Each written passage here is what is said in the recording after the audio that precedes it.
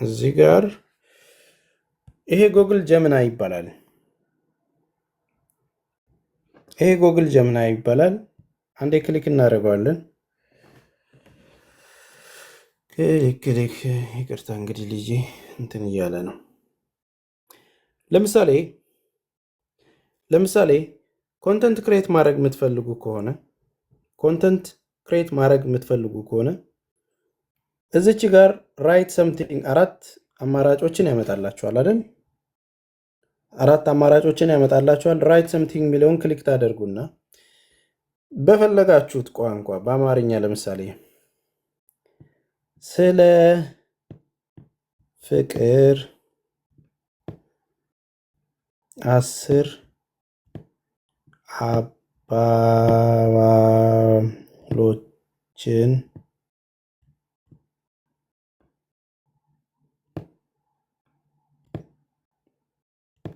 ጻፍልኝ። አሁን ስለ ፍቅር 10 አባባሎችን ጻፍልኝ አልኩት። ይሄው በሰከንድ ፍቅር ማለት አንዱ የሌላውን ደስታ የራሱ ደስታ አድርጎ ሲቆጥረው ነው። ታላቅ ፍቅር የሚጀምረው በንግግር ሳይሆን በሚሰጡት ትኩረትና በታማኝነት ነው። ፍቅር ዓይን የለውም ይባላል። ነገር ግን ትክክለኛው ፍቅር የሰዎችን ጉድለት እያየ የማይተውት ነው። በዓለም ላይ እጅግ ውብ የሆኑ ነገሮች አይታዩም፣ በእጅም አይዳሰሱም፣ በልብ ግን ይሰማሉ።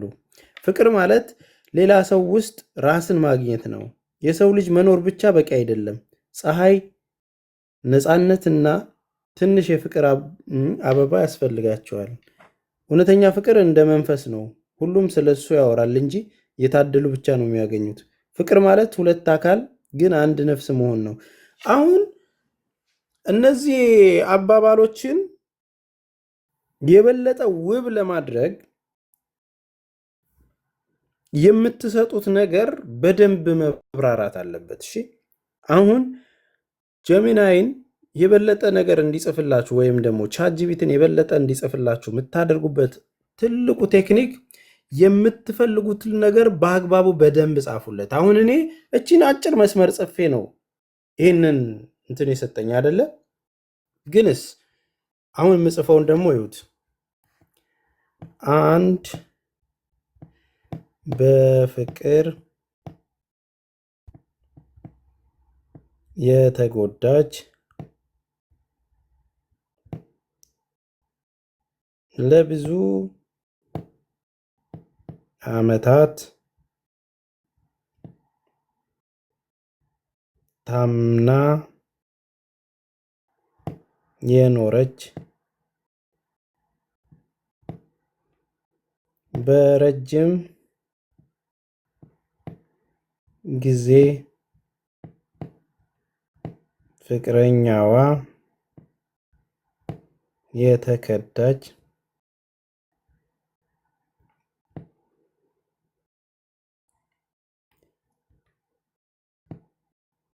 ተስፋ መቁረጥ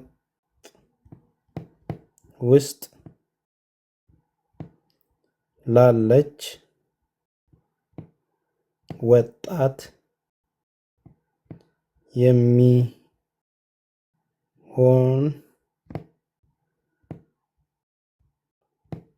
10 የማጠንከሪያ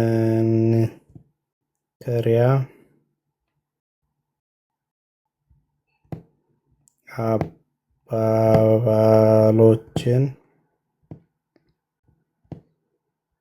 ንገረኝ። አሁን የቅድሙ አንድ መስመር ነው አይደል? አሁን በደንብ የልጅቷን ታሪክ ነገርኩት፣ የደረሰባትን ነገር ነገርኩት፣ ያለችበትን ሁኔታ አስረዳሁት። ስለዚህ ለእሷ የሚሆን አሁን ምን ብሎ እንዳመጣልኝ ታያላችሁ። ይኸው 10ሩን እንደዚህ ጽፎልኝ አመጣ።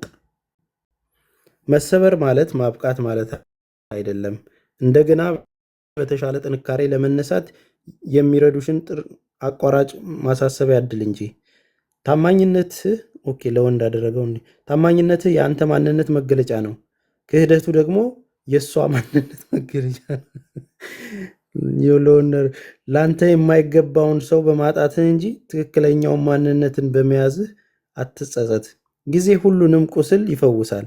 ነገር ግን ትልቁ ስራ የምትሰራው አንቺ ራስሽ ነሽ። ይቅር ስትይና ለራስሽ አዲስ እድል ስትሰጪው ነው። ለዓመታት የሰጠሽው ፍቅር አልባከነም። ምክንያቱም ያን ያህል መውደድ የምትችይ ትልቅ ልብ እንዳለሽ አሳይተሻልና ያ ልብ ለሚመጥነው ሰው ገና ይተርፈዋል። አያችሁ፣ አንዳንድ ሰዎች በሕይወታችን ውስጥ የሚቆዩት ለትምህርት እንጂ ለዘላለም እንዲኖሩ አይደለም። የተማርሽው ትምህርት ያዢና ሰውን ግን በርቁ ተዩ። ይሄ ደግሞ መረረ። ፀሐይ በየምሽቱ ትጠልቃለች፣ ነገር ግን በማግስቱ ጠዋት በድምቀት መውጣቷ አይቀርም። ያንቺም ሕይወት አሁን የጨለመ ቢመስልሽም የንጋት ብርሃንሽ ቅርብ ነው። ይሄ አበደ ነው። ካለፈው ህመምሽ ይልቅ ወደፊት የሚጠብቅሽ ሰላም ይበልጣል። ትላንት ላይ ቆመሽ ነገሽን አታጨልሚ። ኧረ በስመ አብ! እኔ እኮ ቴክኖሎጂ ግን አሁን ይህንን ነገር አሁን ካለፈ ህመምሽ ይልቅ ወደፊት የሚጠብቅሽ ሰላም ይበልጣል። ትላንትሽ ላይ ቆመሽ ነገሽን አታጨልሚ። አሁን ይሄኛውን አባባል እዚህ ጋር ብትጽፉት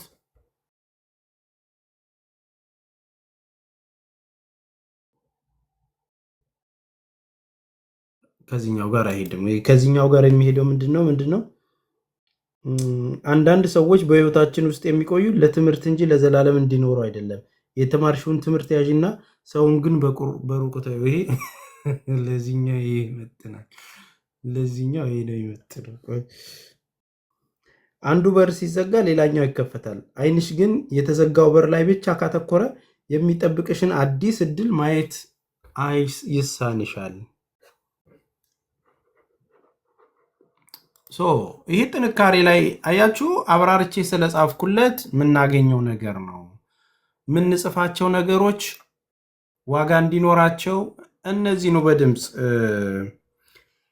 ማጠናከር ይቻላል። እነዚህን በድምፅ ለማጠናከር እስቲ ጀሚናይን ላውራው። ጀሚናይን ለማውራት እዚች ጋ ያለችውን ትነኩታላችሁ። Hi, I'm Gemini.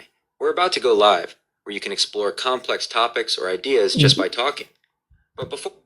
ቆይ እዚህ ጋር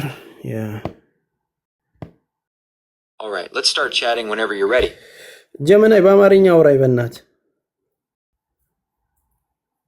እሺ፣ በአማርኛ ማውራት ይችላለሁ። ምን ላግዝህ? ቅድም ስለ ፍቅር አባባሎች ስናወራ ነበር። እሱን መቀጠል ትፈልጋለህ? አዎ፣ እሱን መቀጠል ፈልጋለሁ ጀሚናይ። ጥሩ። በፍቅር የቆሰለች ወጣት እንድትበረታታ የሚረዱትን 10 አባባሎች ነግሬህ ነበር። አሁን እነዚህን አባባሎች በጥልቀት መነጋገር እንችላለን፣ ወይም ደግሞ ሌላ ነገር ማድረግ እንችላለን። ምን ይመስልሃል? አይ አሁን እሱን ጥሩም መልእክት አግኝቻለሁ። ሌላ ነው የፈለግኩትና ምን መሰለ የፈለግኩት ሀሳብ አሁን እንድትነግረኝ የፈለግኩት በጣም ፍቅረኛዬ ትቀናለች እና ከቅናት ውስጥ እንድትወጣ ሊረዳት የሚችል 10 አባባሎችን እስቲ ንገረኝ። ለእሷ ምነግራት ፍቅረኛህ ከልክ በላይ ስለምትቀና ያ ስሜቷ በግንኙነታችሁ ላይ ጫና እንዳያመጣ ለመርዳት ነው የፈለግከው። እነዚህ አባባሎች ደግሞ መተማመን እንዲሰፍንና ጥርጣሬን እንድታስወግድ ብርታት ይሆናታል። እስቲ ንገራት። መቼም አይገባትም። አይገባኝም፣ ማስተማር አልፈልግም ብለሃል ወይስ ፍቅረኛህ እነዚህን አባባሎች ብትነግራት ለመቀበል አትፈልግም ማለትህ ነው? ግልጽ ብታደርግልኝ የተሻለ ምክር መስጠት እችላለሁ።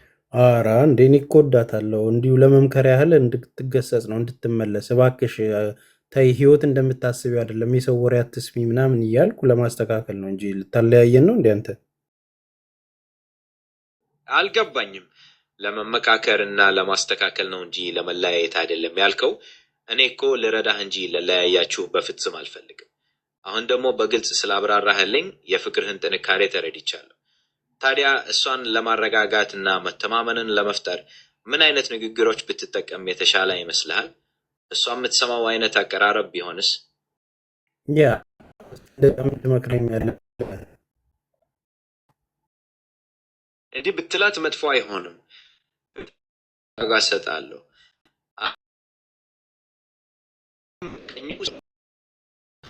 እኔ ግን ሙሉ እምነቴን የጣልኩት በአንቺ ላይ ነው። ጥርጣሬ በመካከላችን መጥፎ ነገር እንዳይፈጥርብን ሁሌም በግልጽ እንነጋገር። እሱን ለማጠናከር የሚረዳ ይመስልሃል? ኧረ በስመ አብ በጣም አሪፍ ነው። አንተ እኔንማ በቃ ከስራ አትወጣም። የሚገርም ነገር ነው የነገርከኝ። አመሰግናለሁ። እንግዲህ ዋናው ነገር ፍቅረኛህን ማረጋጋትና መተማመንን መፍጠሩ ነው። ሌላ የምታስበው ነገር ወይም ማድረግ የምትፈልገው ነገር ካለ ንገረኝ፣ አብረን እናየዋለን። አይ በቃ የእሷ ብቻ እንደሆንኩኝ ንገራት። ታማኝ አፍቃሪዋ እንደሆንኩ ንገራት። ትቀናለች። እሷ ቅናቷን እንድትተው እንደው ምን ልበላት? ምን ልትመክረኛል? ታማኝ መሆንህን እና ፍቅርህ ለእሷ ብቻ መሆኑን በግልጽ ልትነግራት ይገባል። ለምሳሌ እንዲህ ማለት ትችላለህ። ፍቅሬ፣ ለአንቺ ያለኝ ፍቅር እውነተኛ ነው። በዓለም ላይ ካሉ ሴቶች ሁሉ አንቺን መርጬሻለሁ። እኔ ለአንድ ሰው ብቻ ታማኝ ሆኜ መኖር እንደምችል እወቅልኝ።